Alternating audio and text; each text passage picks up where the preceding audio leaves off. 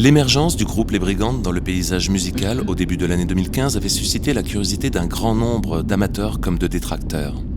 Un phénomène nouveau semblait naître sous nos yeux.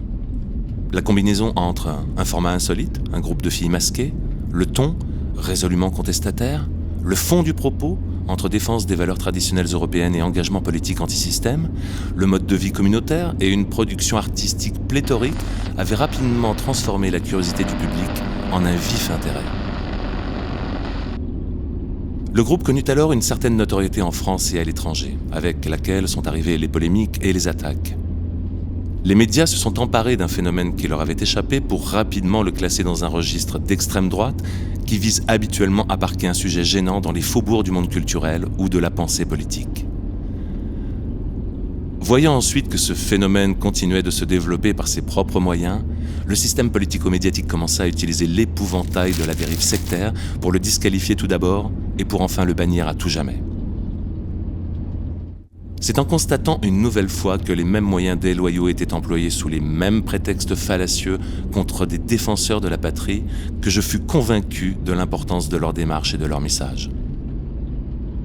Pour encore quelque temps, j'allais rester avec cette idée réconfortante qu'une communauté d'hommes et de femmes libres s'était élevée par l'art et leur mode de vie contre un système aliénant et liberticide. Jusqu'à ce que, en 2020, ce système global ne plonge le monde dans une crise planétaire sans précédent. Guerre contre un ennemi invisible, confinement, le pouvoir fait d'un risque supposé une menace réelle. Le discours public se déploie dans une dramatisation qui entraîne un basculement progressif de la société dans une psychose collective. Les individus, apeurés, désorientés, en proie à la suggestion, sont seuls, enfermés, devant leurs écrans, tandis que les médias vomissent H24 une propagande anxiogène. Les approches hétérodoxes sont écartées du débat public, voire ostracisées. Un message univoque déferle sur tous les canaux de communication. La technostructure semble avoir étendu son emprise dans toutes les sphères de décision et toutes les strates de la société. La réalité semble s'être télescopée avec la fiction. Le monde a soudainement basculé dans un nouveau règne. J'y réfléchis, tout en conduisant. Dans cette séquence historique, quel regard jeter sur des groupes communautaires qui avaient anticipé la menace ? À l'heure où vont certainement s'effondrer des pans entiers de l'économie et des modes de vie qui y étaient associés, quel modèle permet encore d'assurer survie, résilience ? N'a-t-on pas cherché à diaboliser, voire criminaliser celles et ceux qui ont fait le choix de se retirer d'une société consumériste condamnée à plus ou moins long terme ? Alors que la quasi-totalité des liens, des échanges, des interactions ont été captés par ces géants tentaculaires, quelles alternatives peuvent offrir les modes de vie communautaires ? Tandis que le monde de l'art, de la culture et du spectacle est à l'arrêt, quel modèle permet une continuité de la création et de la production ? Mais pour commencer, quelles raisons profondes font qu'un individu ressente le besoin de fonder ou d'intégrer un clan ? Tu n'es pas né comme ça, par hasard. Souviens-toi de l'endroit, le départ. Bien avant que le temps te dévore, l'existence, la naissance et la mort. Entrer dans le clan.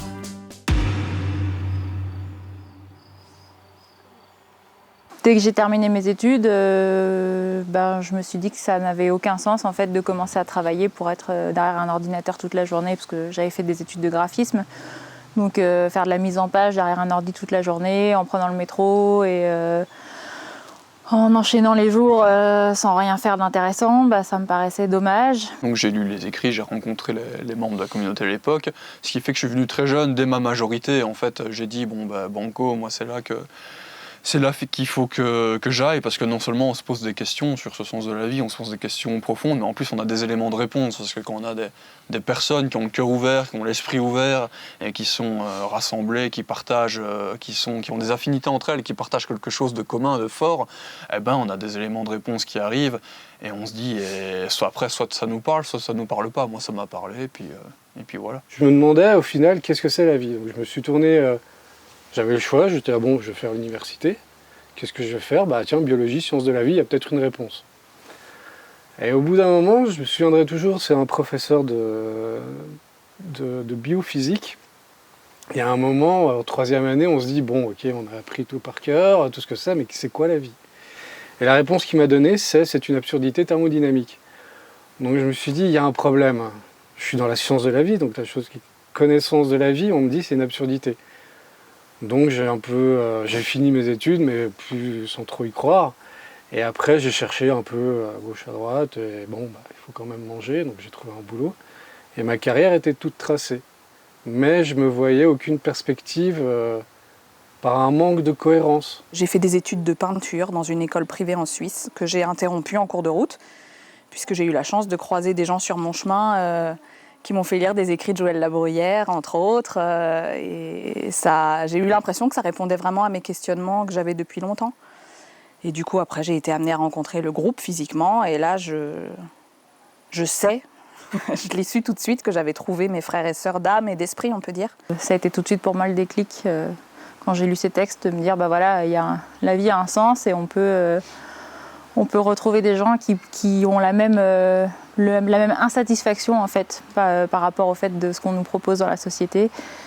Et voilà, et donc ça a été tout de suite le bingo. Dès que j'ai rencontré Joël physiquement, j'ai tout de suite su que cet homme avait des clés à me donner pour le but de ma vie et que je pouvais rencontrer des personnes qui cherchaient la même chose que moi. Et quelques mois plus tard, donc en gros pendant l'été, j'ai pris ma décision, donc j'ai tout quitté et je me suis intégré. Alors quand tu dis tout quitter, qu'on soit bien d'accord, c'est juste ton plan de carrière, parce qu'il ne s'agit pas un point important, d'une rupture avec la famille ou un cadre familial. Ah, pas du tout, mes parents sont... Voilà. Ah oui, j'ai toujours contact avec mes parents et tout, simplement j'ai tout quitté, en effet, peut-être définir. J'ai quitté mon travail et mon appartement. Ce qu'on nous proposait ici, ce qui était vécu dans cette communauté, c'était vraiment une nouvelle vision d'un mode de vie dans son ensemble.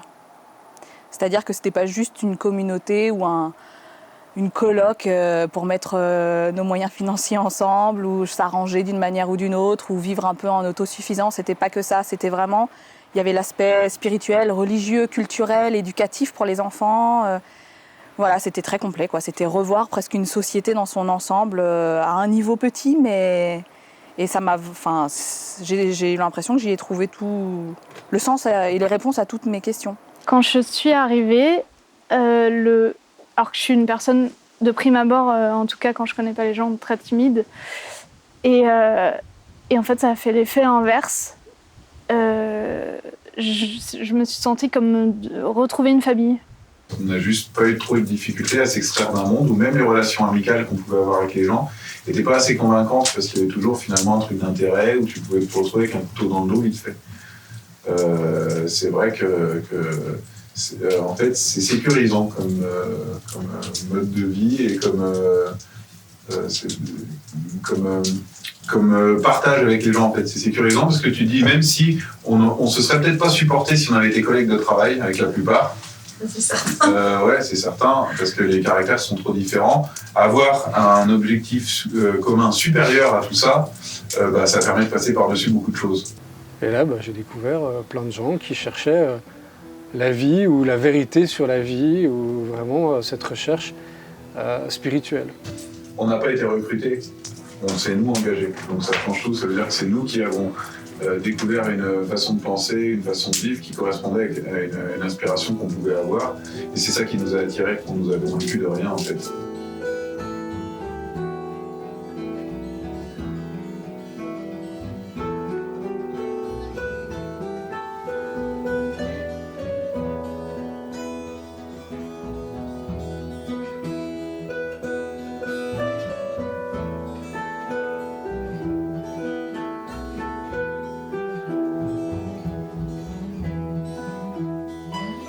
Ça m'est venu parce que j'ai vu que les gens étaient perdus quand ils restaient seuls dans leur coin.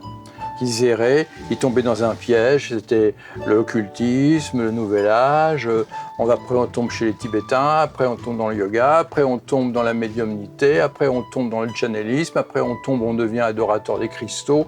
Enfin, on essaye toutes sortes de choses parce qu'on est conditionné par tout ce qu'on nous amène comme consommation, qui est venu par la contre-culture américaine d'ailleurs, toutes les thérapies, etc.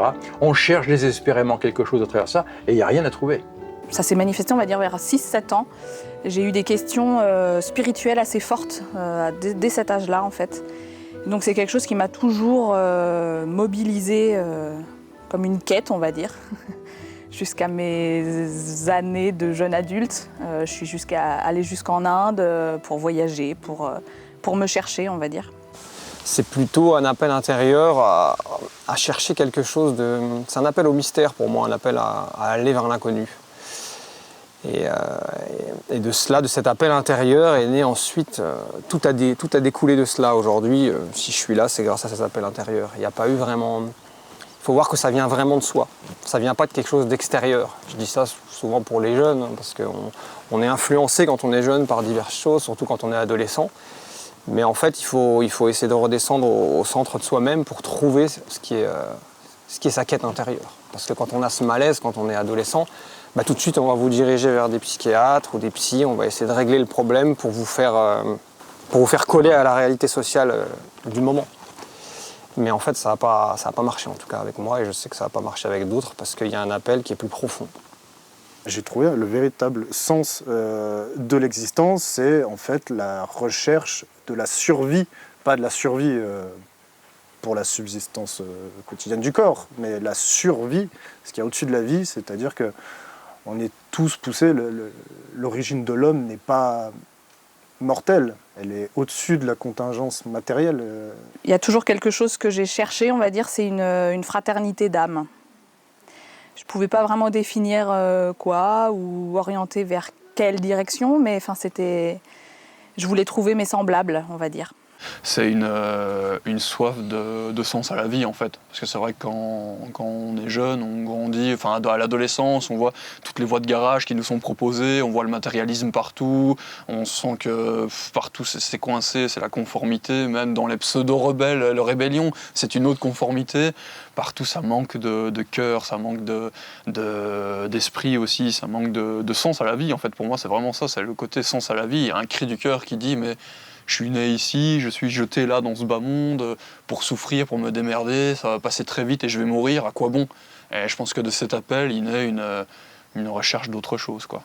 La communauté est un foyer où on concentre les énergies, n'est-ce pas? Où l'intelligence des uns se conjugue avec l'intelligence des autres et on arrive à trouver des vérités, des connaissances, là où seul on n'aurait pas pu. Le fait que je sois toujours là aujourd'hui, on est 9 ans plus tard, c'est une démonstration que ma place, je l'ai trouvée. Pour moi, ma vie, elle est là.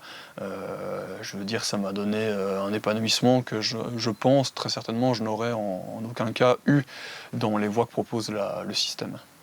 On n'est pas en dehors du monde, mais pour être libéré des contingences sociales, etc., politiques. Donc j'ai pensé qu'il fallait essayer de faire une communauté qui soit en fait, pour une recherche de liberté individuelle et liberté individuelle en groupe. Vous voyez, recréer une société en marge. Quelqu'un écrit pour toi le livre de ta vie, son nom perdu dans les sables de l'oubli. Quelqu'un écrit pour toi le livre de ta vie et tu dois écouter, car c'est la vérité que l'on te dit.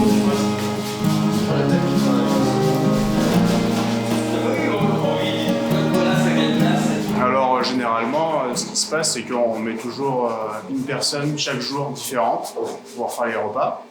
Donc aujourd'hui, c'est moi. Et après, on a toujours des commis, comme on dit ici, de personnes qui viennent nous donner un coup de main. Le cuisinier, le chef cuistot, c'est lui qui s'occupe de tout ce qui est cuisson et tout ça. C'est nous qui gérons en fait les cuisines, enfin les aides, et après la cuisine derrière. Alors je vois que les enfants sont également mobilisés. C'est un complément d'apprentissage? Oui, ça peut. Après, c'est eux, ils aiment bien de temps en temps venir donner un coup de main parce que ils sont là, ils voient les gens en train de travailler. Donc du coup, c'est naturel en fait, ils viennent naturellement. Pas forcément, on leur demande pas de venir. C'est eux qui décident de venir et puis du coup, c'est sympa parce que ça donne un peu de vie. Ouais. Ça donne de la vie, puis ils apprennent. Du coup, ça devient c'est des enfants qui viennent. Après, quand ils sont un peu plus vieux, là, en ce moment, par exemple, Dina, des fois, c'est elle-même qui fait le repas, quoi, donc c'est assez marrant, quoi. Ah oui, ça amène une bonne ambiance, parce que eux, ils sont... des fois, on peut être dedans dans le jus, dans le jus de la cuisine et tout ça, donc du coup, ça parle pas forcément, et puis les enfants, ils sont toujours en train de poser des questions, donc ça nous permet de nous leur donner des conseils sur la cuisine ou quoi que ce soit. Ça a l'air d'être une machine bien huilée. Ouais. La réponse est donnée. Il y avait une cuite dans la cuillère. Elle avait été recollée déjà. Et puis après... Tu sais qui veut du thé en mangeant?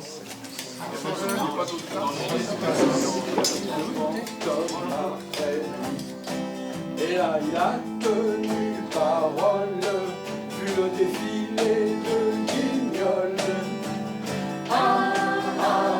Allez, vraiment, le général est un marrant.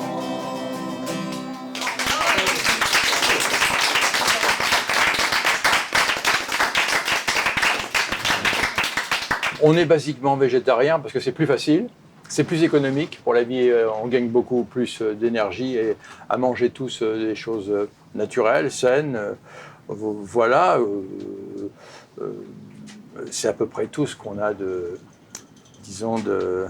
marginal.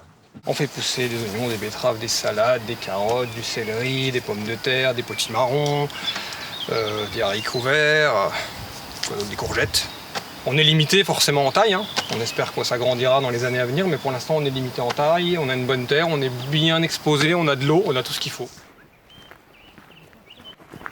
La communauté c'est facile et c'est difficile en même temps. Il faut supporter les autres qui ne sont pas forcément d'accord avec soi. C'est une bonne école. Ah, c'est l'école de la vie, quoi. Donc le vivre ensemble... Nous, on l'a expérimenté bien avant que l'idée résonne dans l'Assemblée nationale. Ouais. Il faut prendre le mot communauté avec des pincettes. Nous, on a adopté cette forme-là dans le sens communautaire vraiment rapproché, parce que ça va avec notre type d'être. Après, on peut tout à fait aussi parler de communauté de pensée, d'esprit, qui n'ont pas forcément la même localité géographique. Mais moi, ce que j'encourage, c'est justement le rapprochement géographique des personnes qui pensent réellement pareil. C'est un travail dans une communauté, c'est un travail collectif de faire tomber les masques des uns et des autres. Voyez. Pour ça, quand on parle de gourou, en ce qui me concerne, c'est absolument impossible que je me comporte comme une caricature de gourou. On me foutrait un coup de pied au cul, on m'aurait cassé la gueule depuis longtemps. Et la communauté, voilà. Et heureusement d'ailleurs. En fait, le système de vie communauté, le vrai vivre ensemble au quotidien, qui n'est pas une idée, qui se pratique, ça te donne une force sur à peu près tous les points. D'un point de vue purement logistique, ça te permet d'être extrêmement puissant en termes de possibilités, de réalisation, de prise de décision, de recherche de solutions pour les problèmes qu'il y a. Ça te permet, et aussi, c'est un peu le mot qu'on disait tout à l'heure, ça sécurise une zone qui est que les gens avec qui tu partages ta vie quotidienne, tu leur fais confiance. Et ça, c'est un espèce de prérequis qui te permet, qui t'offre même généreusement une richesse d'échange que tu n'as absolument pas dans la défiance par rapport à d'autres gens que tu ne connais pas ou même des membres de ta famille. parce que c'est entretenu aujourd'hui. Si les jeunes d'aujourd'hui pouvaient comprendre, ou les gens qui s'intéressent pouvaient comprendre que c'est pas une perte que de renoncer à son petit quant à soi individuel, sa petite zone de pouvoir qui de toute façon est assujettie à quelque chose d'extrêmement arbitraire qui change du jour au lendemain, pour obtenir la force, la sécurité et c'est une vraie famille en fait. Ça crée un vrai système familial qui dépasse les liens du sang. Un vrai système familial unifié autour d'un objectif commun qui permet de surpasser énormément de choses. Et ça vaut tous les sacrifices du monde. Qu'est-ce que tu trouves dans de nourrissant dans cette vie communautaire, dès le début, puis tout au long des années, parce que maintenant ça fait quand même un long parcours. C'est le partage entre nous. Parce qu'on vient tous d'horizons très différents. Comme je t'ai dit, moi j'ai fait des études, d'autres n'ont pas fait d'études, d'autres viennent d'horizons vraiment extrêmement différents. Donc on peut partager, en vivant ensemble, énormément de choses, et on apprend beaucoup plus que si on est isolé dans sa maison. Là, on fait énormément de choses, on s'entraide beaucoup. Si quelqu'un a besoin n'importe quoi, on peut lui demander selon les compétences de chacun. Par exemple, moi, je me connais en électricité, donc dès qu'il y a un problème électrique, je vais dans une maison ou une autre pour aider. Enfin, on fait beaucoup de choses. Et surtout, c'est le fait qu'on voit que ce qui se passe dans la société, c'est qu'il y a un isolement des personnes. L'être humain n'est pas quelqu'un qui vit isolé. Et si on est isolé, on peut devenir fou ou devenir dépressif ou des choses terribles. Et petit à petit, on fait croire aux gens qui sont en communauté, mais seuls chez eux, à travers Internet. Tu vois ? Et dans une compétition les uns contre les autres. C'est ça. Et et on évite tous les désagréments qu'on peut avoir à côtoyer des gens. Mais on n'en a pas, en fait, d'avantage de vivre comme ça. Alors moi, j'en vois pas, personnellement. Et donc, le fait de vivre ensemble, vivre ensemble, oui, c'est vrai, vivre ensemble, de côtoyer des gens, quand on a envie, parce qu'on fait ce qu'on veut aussi dans la communauté. Il ne faut pas croire qu'on est aux ordres de qui que ce soit et tout. On est très libre. Et il y a beaucoup d'aspects, mais ça, c'en est un, ouais. Ce loup est bien gentil, peu en chaperon rouge. Il a raison, quel joli chemin. Oh, des coucous et des... Non, c'est la même chose. C'est la même chose. Alors, Marguerite. Bravo.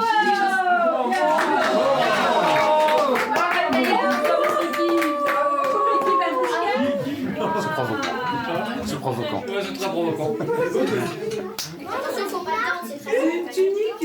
Ouais, c'est par ta bondo, quoi. C'est ta belle-mère qui l'a offert. Elle est bonne, ça vient d'où? Je sais pas trop.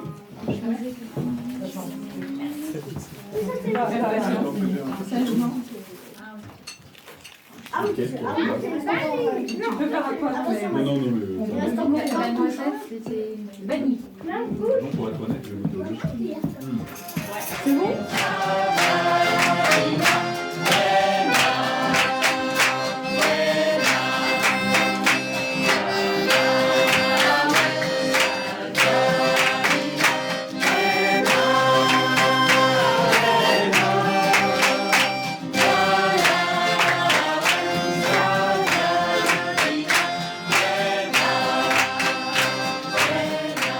Je pense que ce qui est intéressant dans un groupe comme le nôtre, c'est qu'en effet, il y a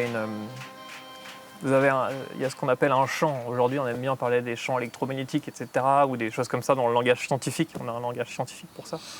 Et c'est vrai que quand on est en groupe, vous baignez dans un terreau ou dans un champ où les gens sont dans une recherche. Ils n'ont pas forcément tous les mêmes.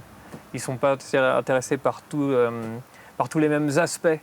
Mais c'est un milieu, en fait, on va dire, privilégié, où on peut trouver des informations et où on peut les confronter avec ceux des autres. Oui, la communauté, elle permet aussi de se libérer des contingences qui sont le fait de devoir travailler pour se nourrir, qui prend déjà 80% du temps d'un être humain, d'un individu à l'heure actuelle.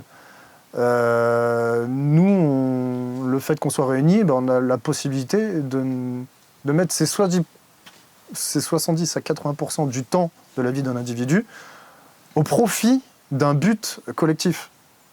Et ça, c'est vraiment l'intégration, on va dire, dans un organisme qui œuvre pour quelque chose d'autre, quoi. C'est phénoménal. Je veux dire, imaginez que trois quarts de son temps, on le passe à autre chose que pour sa propre survie. Au début, il faut qu'il y ait quelqu'un qui mette les choses en place, qui décide, qui contrôle.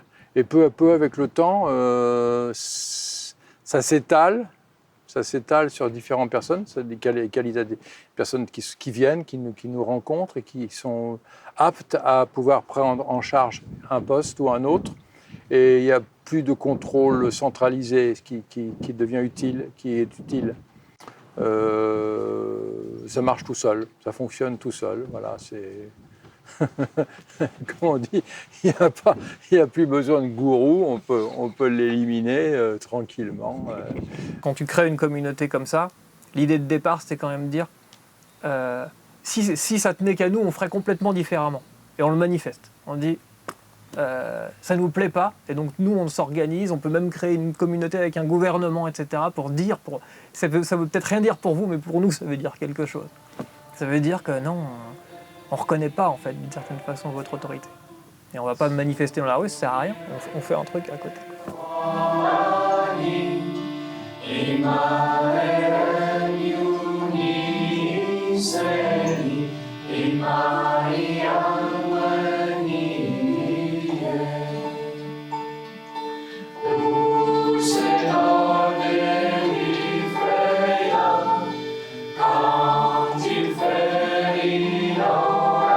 C'est vraiment la recherche de Dieu le plus important.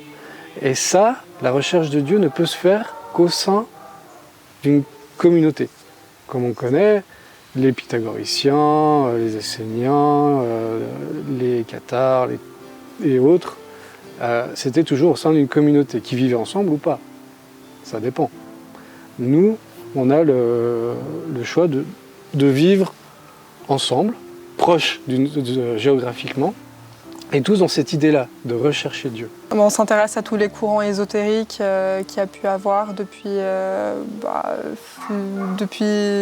tout temps. Principalement en 19e, 20e. C'est des maîtres qui sont apparus entre le 19e et le 20e qu'on s'inspire surtout. Mais si je devais citer deux courants principaux, ce serait le manichéisme et les Rose-Croix d'or. De la Rose-Croix originale.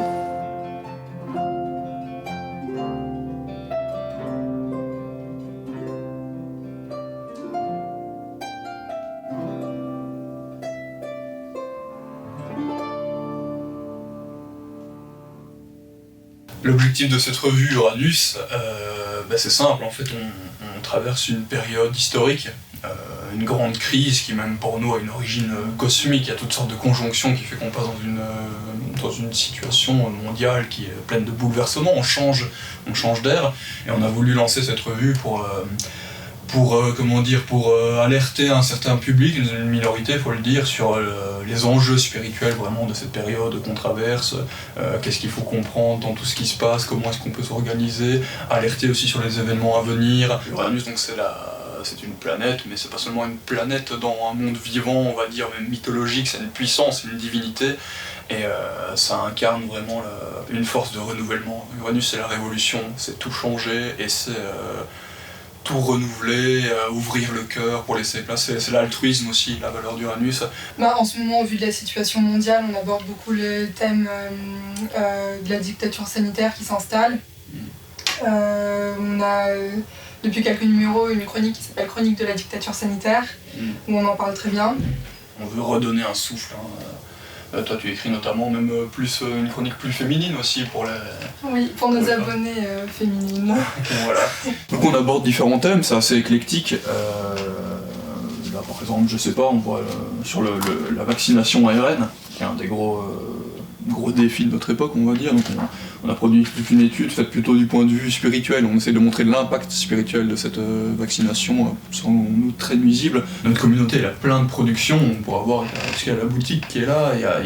Et toutes ces productions, c'est autant de facettes de notre communauté qui s'incarne dans des productions, dans de la musique, dans de la peinture, dans des idées, mais c'est à chaque fois toutes sortes de facettes. Et donc, au niveau des idées, dans Uranus, dans ce qu'on écrit, c'est évidemment toute cette pensée qui sous-tend notre communauté, qui se retrouve exprimée là. On est distribué via notre site internet, puisqu'évidemment on a tout un fichier de contact qui sont ceux qui nous sont suivis avec les Brigandes ou avec d'autres productions. Donc tout ça fait personnes qui nous suivent et qui vont se référer selon leurs tendances ou leurs idées ou leurs fibres à telle ou telle production. Et il y a une certaine partie donc, de ce fichier de contact, on va dire, qui s'est abonné à Uranus et qui nous suit à ce niveau-là.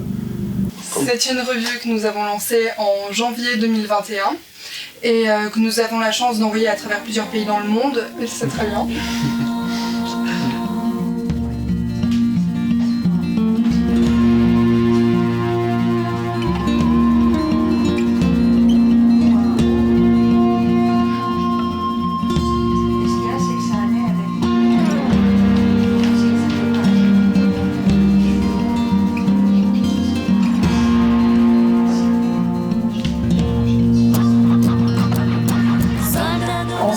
Les Ceintures des Brigandes travaille sur le nouveau livre qu'on va sortir pour les enfants, qui s'intitule Georges et le dragon. Donc l'année dernière, en confinement, on a préparé un livre qui s'appelle Les Conversants et on l'a vendu en décembre dernier. Et comme ça, il y a eu un franc succès, on continue sur cette ligne de livres pour enfants. Et on a sélectionné le thème de prédilection qu'on a depuis des années déjà, ce sont les vainqueurs de dragons. Là, les filles, elles sont en train de corriger tout ce qu'elles a corrigé. Et donc Karine, qui est spécialiste des enluminures, travaille sur les lettrines qu'il y aura sur chaque page. Après, Jennifer, c'est la littéraire du groupe. Elle corrige tous les textes qui sont produits par le groupe, en général. Voilà. Et comme elle est la maman aussi d'un petit garçon de 11 ans, elle se sent très concernée par ce projet. Et Marianne, qui est plutôt calligraphe, s'est occupée pour ce livre de faire toutes les frises ornementales, très jolies, d'une finesse rare. Ce sont des thèmes sur la chevalerie, sur les dieux nordiques, sur la mythologie, donc les dieux, la mythologie nordique, grecque, égyptienne, voilà, et surtout des images qui évoquent la renaissance de l'âme. On voudrait passer un message de transcendance, chose qu'il n'y a plus forcément dans la littérature pour les enfants actuellement. On a pu faire des petites recherches sur les contes actuels, donc des contes traditionnels qui sont retransformés et adaptés à la nouvelle ère dans laquelle on est, et du coup, des fois, on a des grosses déceptions. On a vu des choses terribles, où le prince n'aime plus une princesse, mais il aime un autre prince. Je pense qu'on a une mission à ce niveau-là, c'est de produire des livres pendant quelques années, parce que ça plaît à notre réseau aussi. Notre réseau, comme j'avais expliqué, on a des personnes qui sont d'un certain âge, mais qui ont des petits-enfants, et ils offrent toutes nos productions à leurs petits-enfants, les cadres, les livres. Donc on va continuer sur cette lancée parce que ça nous plaît, ça nous permet aussi pour nos propres enfants d'avoir une bibliothèque avec des choses qui inspirent, qui inspirent la beauté. Et par rapport à Georges, par rapport au livre qu'on est en train de faire, les vertus comme le courage, la courtoisie, donc la générosité et tout, c'est sûr que c'est des valeurs qui nous interpellent vraiment. Ce sont des valeurs profondes. Voilà, on espère que ça va germer en eux quand ils vont grandir, que ça va apporter des fruits, des beaux fruits, quoi.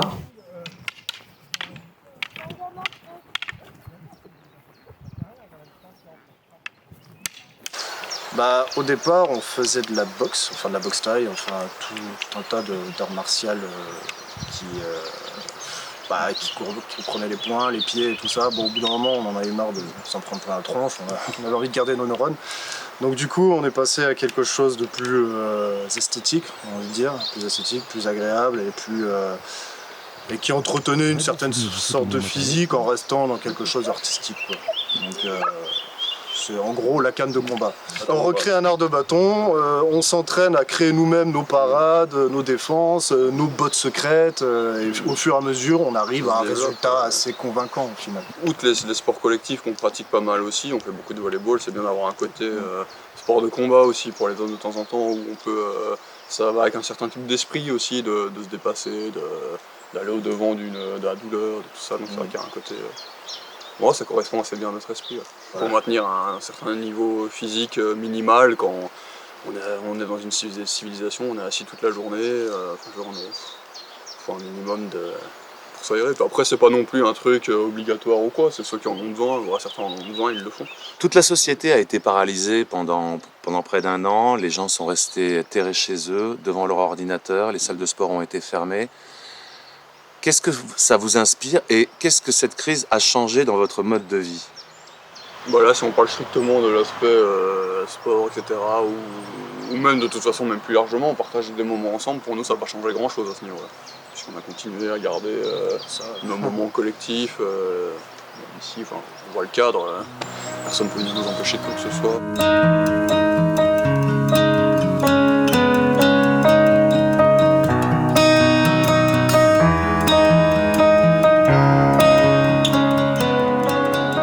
Est-ce que tu trouves ici un cadre de recherche épanouissant?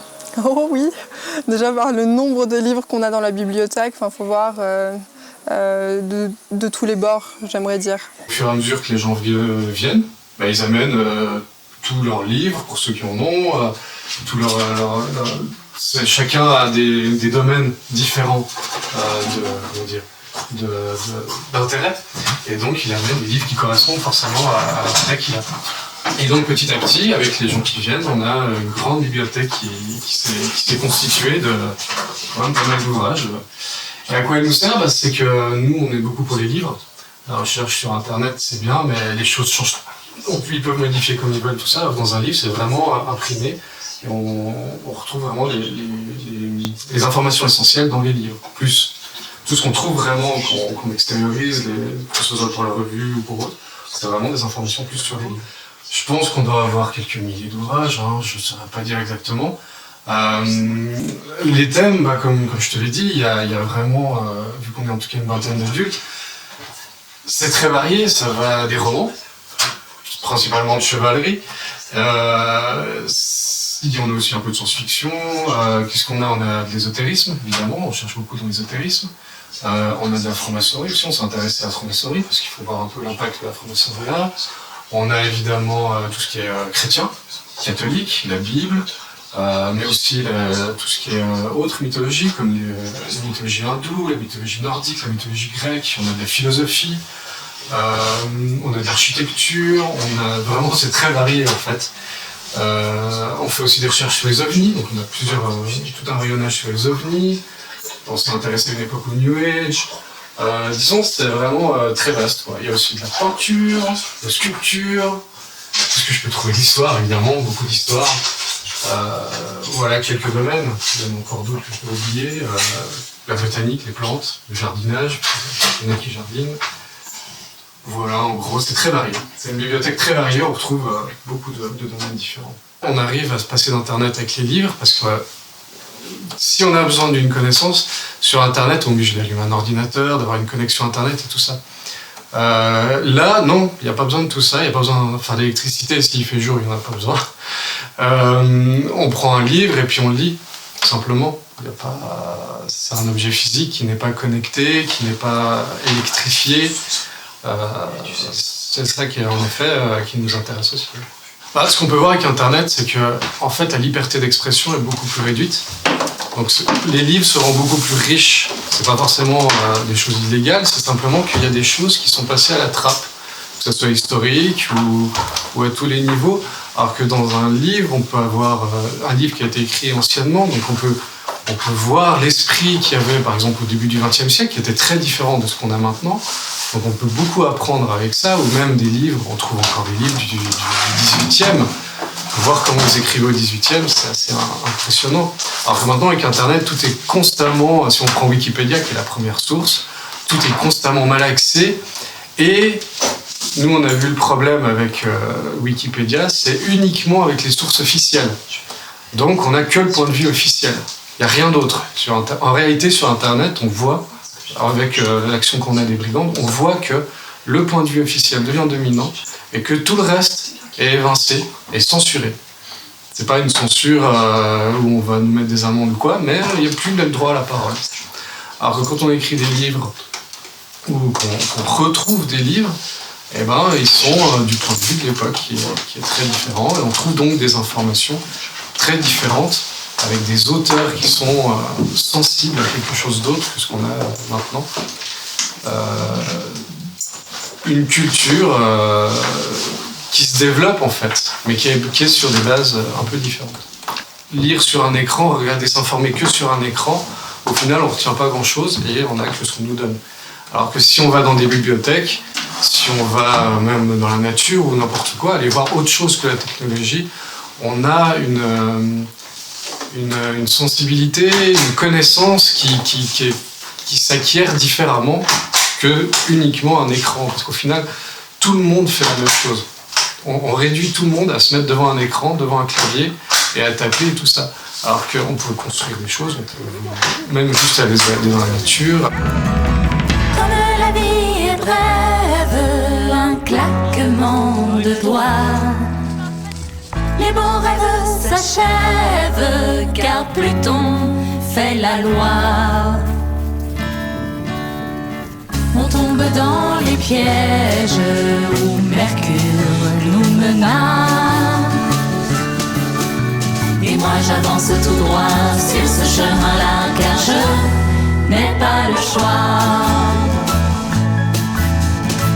Lorsque la coupe est pleine, les comédies, les drames, tant de joie, tant de peine, le cœur sonne l'alarme. En fait, ici, on est au bord de la rivière, ce qui est un cadre fréquent chez nous, déjà parce qu'il y a plein de rivières, et puis ensuite parce que dès qu'il fait beau, c'est un endroit privilégié pour les enfants, parce que outre la beauté du cadre, c'est un endroit où en fait ils peuvent jouer sans aucun artifice pendant des heures et des heures. En fait, ils sont tout le temps contents d'être là, ils font des barrages, ils inventent des histoires avec les fées, les gnomes, les ondines, les machins, les trucs. Ils regardent les oiseaux, ils attrapent des écrevisses, ils font des cabanes dans les arbres, on fait des pique-niques comme on est en train d'en finir un là tout de suite. Dès que le temps le permet, en fait, on les amène dans un cadre comme celui-là. Ils ont aussi plein de cabanes dans les forêts alentours. Ouais, mais elle encore. Et puis du coup, après un bon bol d'air comme ça, où ils sont bien dépensés, où ils sont bien gonflés de soleil l'été, après ils peuvent tranquillement retourner pour les activités artistiques qui leur sont en général proposées l'après-midi. Ça fait un bon équilibre en fait pour des gosses qui ont besoin de pouvoir être concentrés sur certaines activités, d'avoir un cadre comme ça qui n'est pas limité. Tu vois, c'est pas le parc. Tu passes pas de la balançoire à la cage à écureuil et puis de la cage à écureuil à la balançoire et comme ça tous les jours jusqu'à ce que tu te fasses mal, quoi. Et ça leur apprend après bien sûr ça nous offre aussi l'opportunité nous de leur raconter des histoires, de leur montrer un monde qui se raréfie malgré tout, de leur faire prendre conscience de la beauté, de la fragilité des choses, enfin après des aspects plus philosophiques mais qui passent dans la pratique avec les enfants dans ce genre de cadre. Ce qui me semble pour moi primordial dans ce qu'on veut transmettre à nos enfants, c'est l'idée de la communauté. Et c'est ça, je pense, qui va vraiment à l'encontre de la maladie de la société qui est l'individualisme en fait. On a tous été pétris de ça par l'éducation qu'on a reçue, que ça soit le mode de vie ou par même ce qu'on nous apprend à l'école et tout ce qu'on nous met dans le crâne. Il faut travailler, il faut gagner de l'argent, il faut pouvoir avoir du bonheur, il faut jouir, Et c'est tout ça pour notre gueule en fait. Et c'est vrai que c'est pas du tout ce qu'on transmet à nos enfants là et c'est ce qu'on essaie de vivre autrement nous ici. Vous allez faire un petit trou au milieu mais pas n'importe comment. Regardez comment on va le faire. Il faut creuser jusqu'à la première phalange. Elle est où votre première phalange? Là. Voilà. Et toi, Eldar? Ouais, pour les petits, c'est un petit peu plus haut. Et vous faites un petit trou au milieu. D'accord? Et pour moi, c'est ça l'idée principale en fait de la transmission à nos enfants, c'est nous-mêmes vivre autrement et leur transmettre ça. Pour moi, c'est plus le champ dans lequel ils vont baigner qui est lié à la communauté, au fait qu'ils ont 25 adultes autour d'eux qui peuvent leur apporter, chacun peut leur apporter quelque chose de différent et d'important. Et que ça soit des arts, de la culture ou de l'artisanat ou des choses manuelles ou j'en sais rien. C'est accessoire au final, je pense, cet aspect-là. C'est aussi peut-être un très très bon exemple pour la jeune génération alors que vous formez ici à l'art, à tellement de disciplines. Est-ce que tu pourrais nous en parler en termes d'éveil? Disons que pour les enfants, l'art est quelque chose d'inné, c'est pas une activité extrascolaire comme nous on a pu connaître dans notre enfance. Pour eux, c'est le quotidien en fait. Donc ils font énormément de peinture, de dessin, ils sont tout le temps baignés dans la musique, ils voient autour d'eux leurs parents qui sont toujours occupés à chanter ou à chercher des arrangements musicaux. Enfin, eux-mêmes chantent, dansent. Eux-mêmes chantent, dansent, dessinent, comme nous on peut le faire à l'âge adulte. En fait, c'est vrai que par le biais des Brigandes, nous on a pu travailler par exemple les harmonies des voix, des choses que j'aurais rêvé de faire en tant qu'enfant. Et pour eux, c'est naturel en fait. Chercher une seconde voix sur un morceau, c'est quelque chose qu'ils font spontanément. Donc en fait, c'est quelque chose qui se transmet dans leur sang maintenant, où c'est la normalité.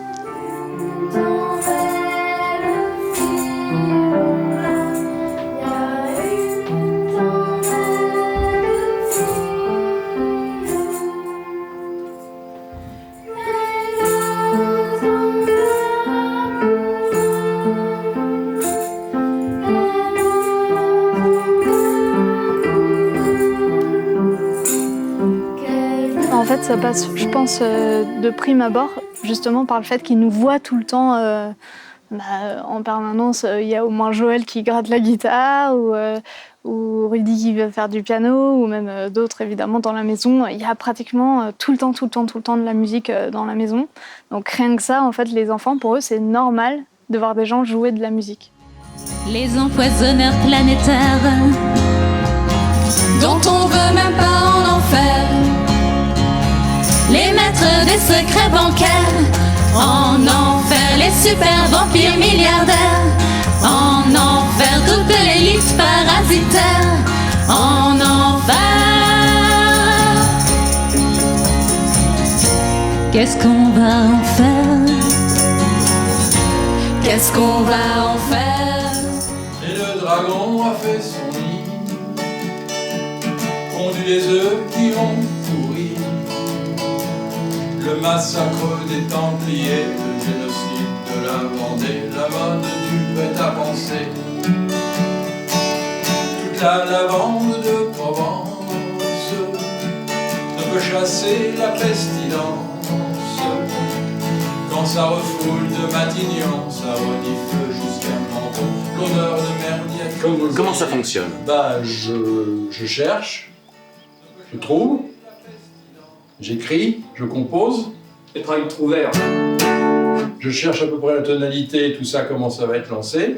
Je sais que c'est une chanson folk à la française, puisque ça parle de Paris, qu'il faut lui donner un rythme folk, et que tout de suite il va comprendre de quoi il s'agit. Une chanson, c'est un air, d'accord? On a un air, on tient un air, et dessus, on va mettre des paroles. Lui, il va mettre là-dessus du son. Ils ont monté des barricades sous l'étendard des camarades, le drapeau noir du désespoir. Joël, en effet, c'est le trouvère, comme on dit dans le langage traditionnel. C'est celui qui trouve la chanson, qui trouve les rimes, qui crée la chanson. Et comme il disait tout à l'heure, en effet, c'est comme s'il crée la dame, et puis moi j'étais juste la personne qui va l'habiller, qui va lui donner, qui va lui permettre d'aller se promener partout, quoi. Lui, il a fait l'essentiel. C'est quand même, pour une robe, l'essentiel c'est la dame qui a dedans quand même. Mais la robe est quand même importante. Je crée la femme nue et il l'habille. Exactement. Parce que moi, c'est comme ça que je voyais la chose. Et c'est vrai que ce qui est très intéressant dans les chansons de Joël, c'est qu'il a toujours très souvent des thèmes très percutants, comme il dit lui-même, il fait dans le langage des troubadours, c'est des Cervantes, donc c'est des chants de guerre contre le système. À l'époque, c'était contre Rome. Nous, on a des chansons contre Rome, contre le pape, des choses comme ça. On a des chansons contre tout le système, et des chansons en général, par exemple, une chanson comme Foutez le camp. C'est sûr qu'elle est un peu réductrice si on réduit les brigandes à juste Foutez le camp, mais elle est très amusante dans le contexte où elle a été sortie, où en effet, la bien-pensance globale disait « Faites venir les migrants, oui, on a le cœur ouvert ».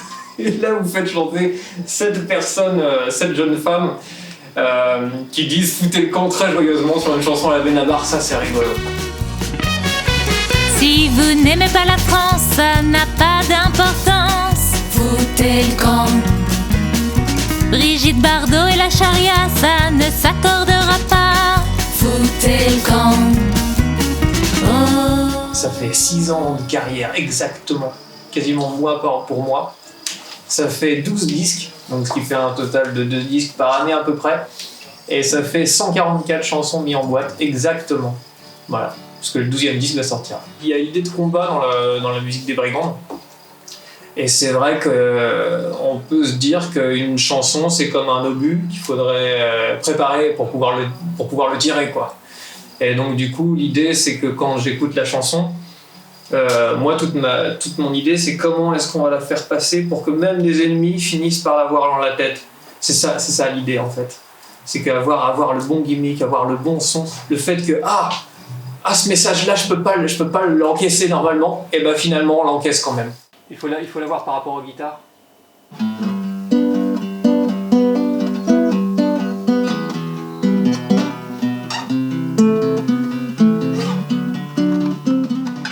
L'idée, c'est comme on veut faire un clip sur une ancienne chanson qui s'appelle Animal, parce que justement on a sorti pas mal d'articles sur le végétarisme, sur la cause animale en général, quoi. Et puis comme on avait fait un clin d'œil à Brigitte Bardot qui nous aime bien. Donc du coup on avait dit qu'on allait sortir cette fameuse chanson Animal qui date au moins de 2017 je pense. Et c'est un ancien fichier, puis quand on l'a réécouté, on s'est rendu compte qu'il y avait beaucoup de choses qui étaient un peu bancales dans le morceau. Donc on va tout reprendre des pistes. Donc là on est en train de toutes les sortir du premier logiciel. Et on est en train de toutes les remettre dans le deuxième logiciel, qui est en fait le troisième logiciel, il faut bien se le dire, depuis le début des Brigandes. Et après on va tout recaler tout ça, on va pas vraiment faire de la musique, on va plutôt faire de l'informatique, parce qu'aujourd'hui on fait plus de l'informatique, n'est-ce pas ? Et c'est ça que Bruce il fait. De la MAO. Il fait de la MAO. C'est pas parce qu'il est communiste ou chinois, c'est parce qu'il est moderne, vous comprenez.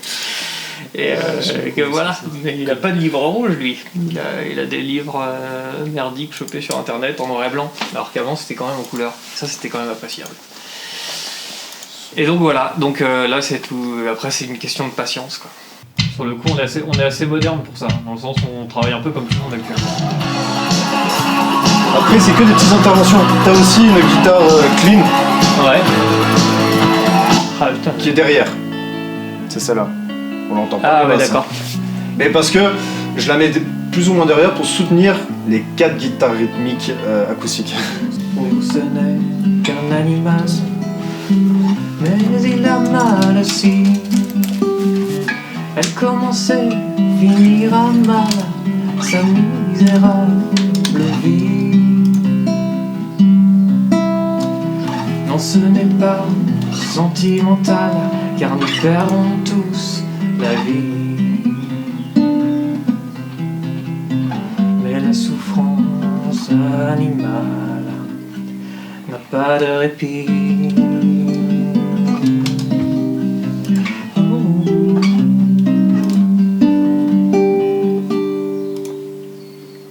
Qu'est-ce qui va, à un moment donné, initier la création du groupe, les Brigandes ? Je pense qu'il y a différentes choses.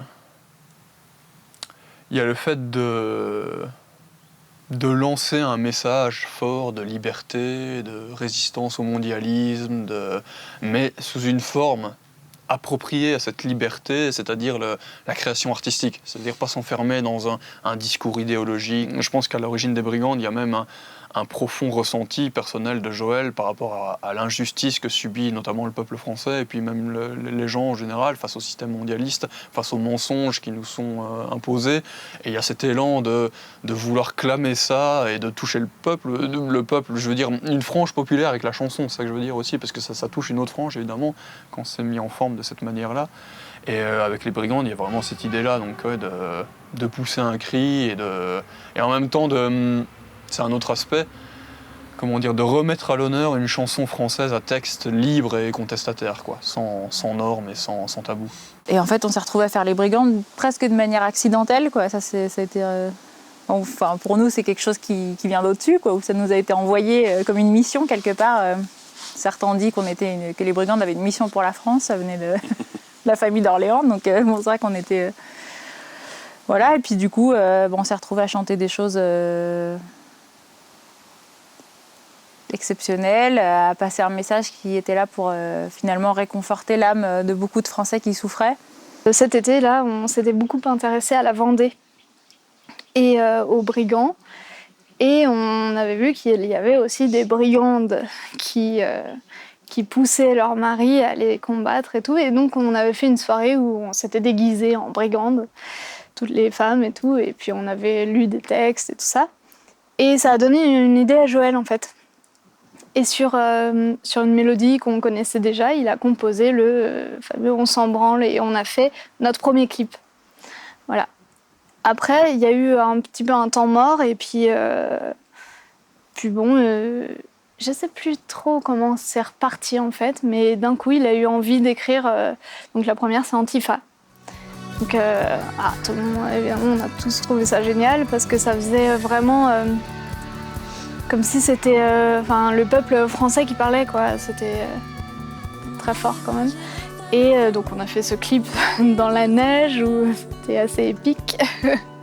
Et puis on a publié la vidéo. Puis, ça montait en vue et tout. On a dit ah bah dis donc. Puis Joël a dit bon, si à la fin de la semaine c'est pas à 10 000, on arrête, hein, ça sert à rien. Évidemment, donc c'était le vendredi pour une semaine complète. Vendredi soir, 10 000 vues, donc on a fêté ça et puis c'était parti quoi. Si tu fais ceci ou bien si tu dis cela, si tu ne fais qu'y penser, c'est trop déjà. Pour un mot qui ne leur plaît pas, tu auras affaire à l'antifa, pour la guépée ou trotskiste.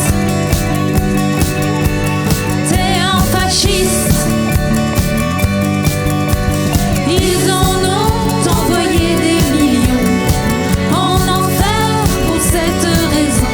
Chez eux c'est une idée fixe, une méthode terroriste.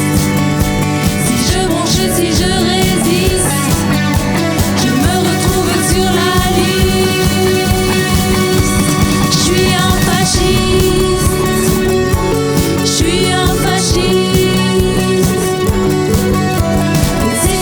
Puis après, les chansons tombaient toutes seules dans la guitare, comme on disait. Il y en avait, il les composait en presque 5 minutes. Bon, après, il fallait un peu plus peaufiner les paroles, mais c'était presque ça, quoi. C'était assez impressionnant au début.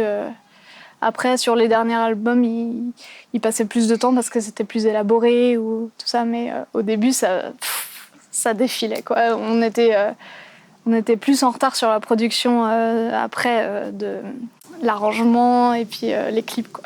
Vous avez de la latte ou des trucs comme ça Il y a trop peu de place pour nous. Mais on peut aller la chercher si tu veux. Je vais pas Chaussettes de circonstance. J'ai pas fait trop gaffe avant que t'as bien écouté la chanson, tu vois. Je croyais que c'était du synthé en fait. Ah non, c'est nous, on a fait les singes. C'est pas un singe, bien, c'est un ours.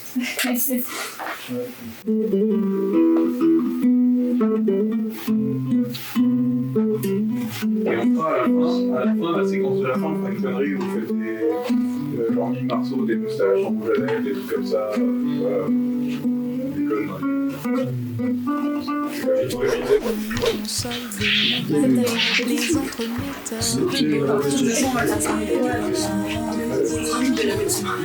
Oui, grosso modo. De toute façon, la vie est une répétition. Où sont passés les séducteurs, les enjôleurs de nos torpeurs, les enchanteurs de la laideur, ensorceleurs d'une vie si brève. Mais interrogeons-nous un instant. Quel danger peut bien représenter ce groupe ? Quelle serait donc la menace qui pourrait bien justifier les attaques du système à leur encontre ? On a fait ça de manière très instinctive et ça a été une aventure merveilleuse parce que c'est vrai qu'on a été très attaqués aussi dans ce contexte-là et que c'était, il fallait affirmer nos idées, c'était quelque chose de... Intérieurement, c'était une expérience très très forte. Et puis au niveau avec les autres, le partage de partager quelque chose comme ça qui te met un peu contre l'ensemble du monde, ça soude.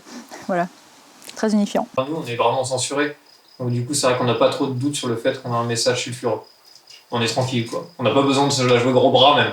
On est cool avec ça, quoi. Parce qu'en effet, il n'y a aucune radio et c'est vrai que tous les gens qui font de la musique soi-disant un peu révoltée, ils passent sur France Inter, ils passent sur les mêmes ondes que passent tous les ministres, les députés, les machins. Donc en fait, ils se côtoient sans se casser les dents, quoi. Alors que normalement, ils devraient se casser les dents. S'ils étaient révoltés, ils croisent un Premier ministre, n'importe quoi, boum, tout de suite.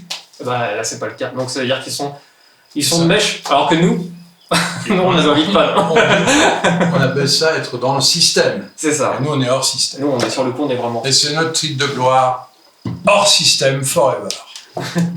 Il y a une propagande en France qui s'appelle la propagande anti-secte, c'est-à-dire à partir du moment où vous êtes une communauté qui pense différemment, vous êtes une secte. C'est une espèce d'équation hyper simpliste qui regroupe dans le même sac tout groupe qui vit ensemble et qui aurait des valeurs différentes de celles du système. Vous êtes une secte, donc forcément, l'équation simpliste qui suit après, c'est si vous êtes une secte, vous faites de l'extorsion d'argent, vous manipulez les gens, vous abusez de leurs faiblesses, et pourquoi pas vous tuez tous ensemble.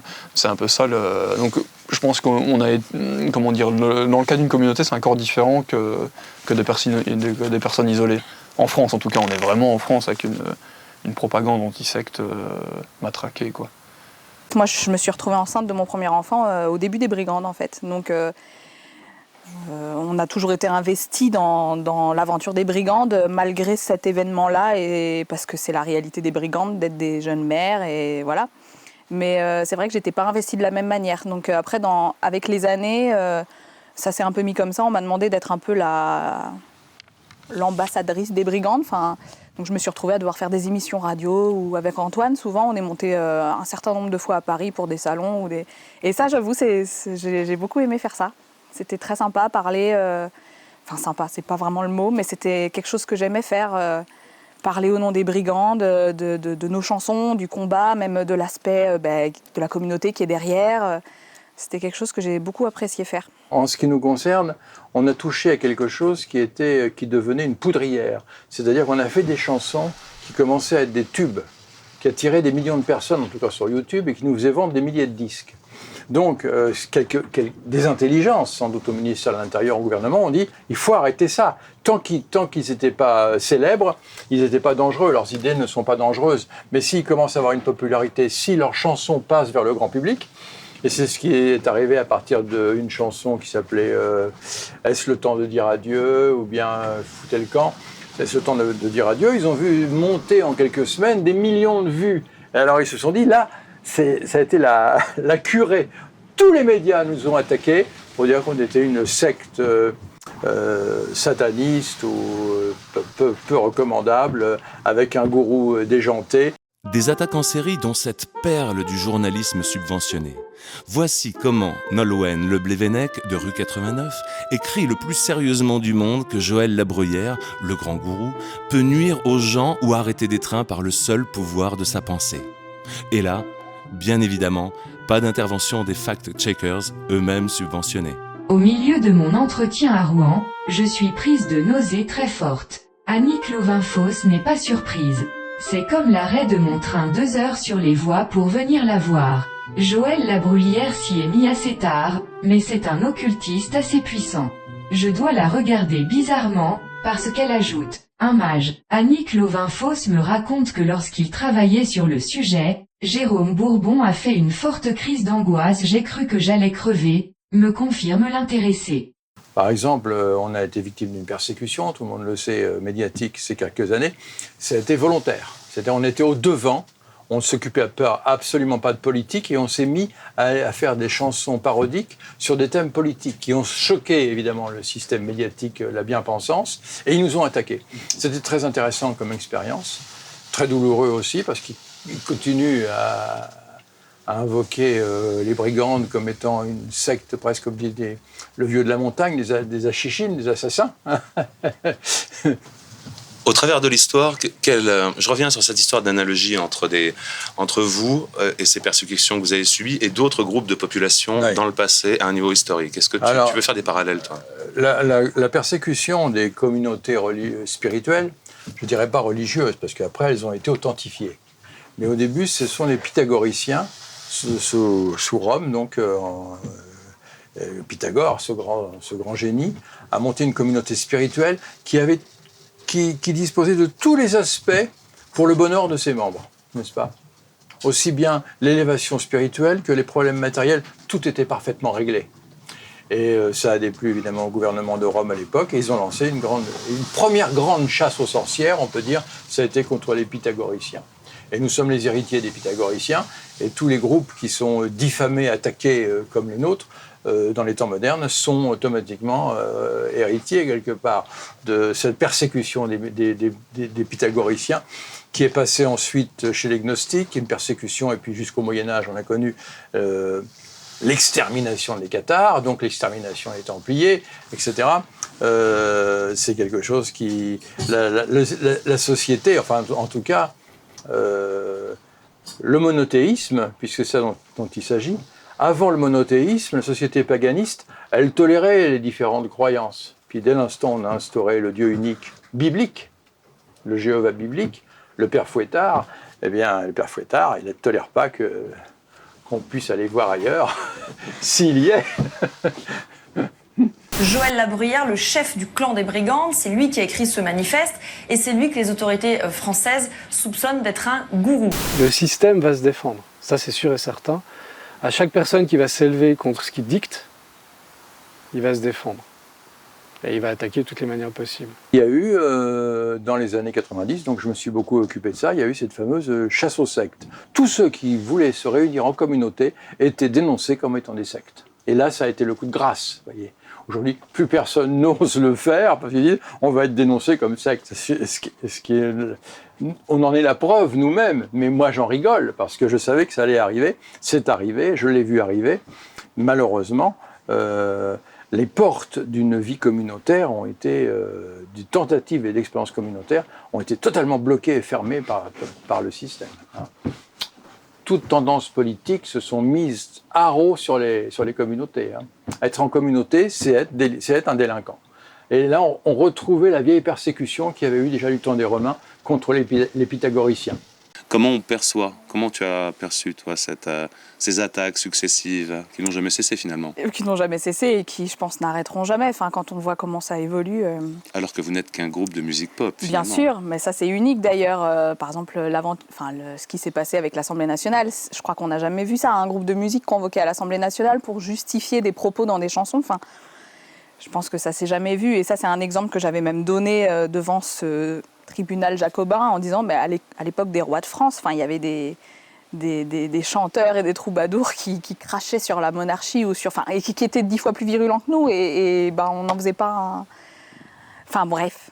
Mais non, pour te dire, justement à l'Assemblée nationale, j'y étais montée avec le procès de Jeanne d'Arc.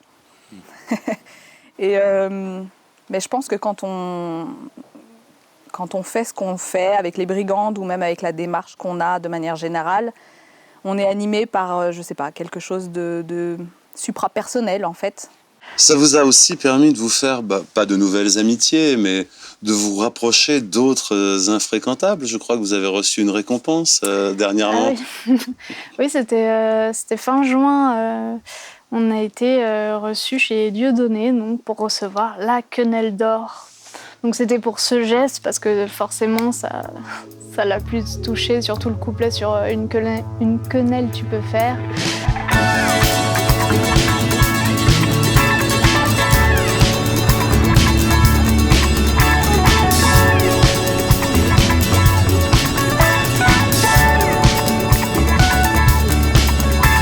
La chasse est ouverte en toute saison, on traque le délit d'opinion.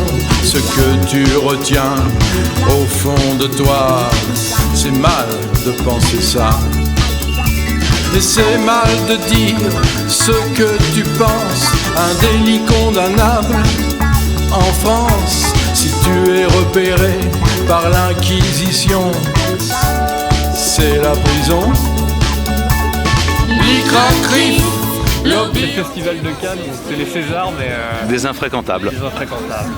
Interdisent de lire les livres maudits, et ben moi, je les lis. Et je vous emmerde, je vous emmerde, je vous emmerde.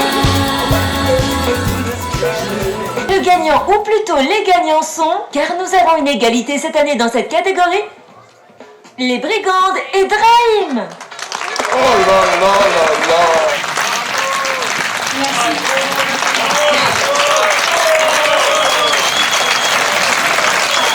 Ah ben extraordinaire. Eh bien, permettez-moi de vous remettre la quenelle. On applaudit bien fort ces artistes de la résistance française. On les remercie d'être là. Continuez, courage, magnifique. Vous êtes jeunes et évidemment, vous êtes l'espoir parce que quand on regarde un peu autour, il n'y a vraiment pas grand monde. Donc, merci. Et si vous avez un mot, je pense que les gens qui sont là, vous êtes conquis, vous avez un public.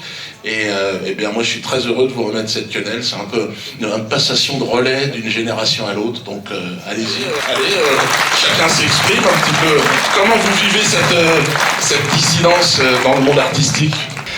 Cette dissidence dans le monde artistique, je ne vais pas commencer à faire un discours plaintif. Je pense qu'au contraire, c'est un combat et c'est enthousiasmant parce qu'on sait qu'on ouvre une voie en même temps. Voilà, c'est ce qui fait que toute cette production qu'on a eue, puisque pour ceux qui ne nous connaissent pas, Les Brigandes en 6 ans, c'est quand même 12 albums, 144 chansons, 120 clips. Et pour nous, c'est une fierté de pouvoir produire autant parce que c'est quand même actuellement en France un des groupes musicaux les plus prolifiques. Ouais. Donc c'est quand même une fierté de se dire qu'on est dans cette catégorie tout en étant le groupe musical le plus diabolisé de France, jusqu'à être convoqué comme il y a 2 ans devant l'Assemblée nationale, devant 12 députés pour devoir se justifier du texte de nos chansons devant l'Assemblée nationale. Donc c'est une fierté rien que par l'exemple. À l'Assemblée nationale, ils nous ont demandé est-ce que vous êtes républicain, évidemment, voilà, l'Inquisition. Et puis après, ils ont même demandé est-ce que vous lisez Mein Kampf. Donc voilà,